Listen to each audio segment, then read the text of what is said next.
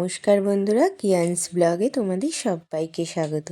আমি খুব ভালো আছি, আশা করি তোমরা সবাই খুব ভালো আছো। শুক্রবার ছেলের স্কুল আছে, ওকে স্কুল থেকে নিয়ে এসে ডালটা বসিয়ে দিচ্ছি, কারণ বিকেলবেলা ওর বাবার আমি একটু বেরোবো বলে তাই ডালটা করে রেখে দিচ্ছি। ডালটা করা থাকলে রাত্রিবেলায় ওর ঠাম্মা রুটি করে নিলেই হয়ে যাবে। এদিকে ডালটাও হয়ে গেছে, চলে গেলাম ছেলেকে ঘুম পাড়াতে। ছেলে ঘুমিয়ে পড়েছে আর আমি এদিকে রেডি হয়ে অটোতে উঠে গেছি। ওর বাবা হাফ রাস্তা আসবে, অফিস থেকে ওর বাবা হাফ রাস্তায় এসে এগিয়ে দাঁড়াবে আর আমি অটো থেকে গিয়ে কিছুটা এগিয়ে যাব। অটো থেকে নামতে নামতে দেখি ওর বাবা দাঁড়িয়ে আছে, তো ওর বাবার বাইকে উঠে পড়লাম।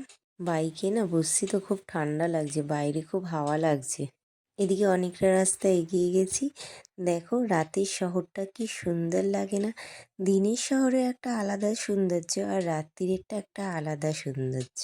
এইদিকে কথা বলতে বলতে কখন দেখি যে ইডেন গার্ডেনের কাছে চলেও এসেছি, বুঝতেও পারিনি। এদিকে ইলেকট্রিক মার্কেটে চলে এসেছি। ইলেকট্রিক মার্কেটে দেখি তিনতলাময় ঝাড়। ঝাড়গুলো কি সুন্দর না, খুব দামও মনে হয়।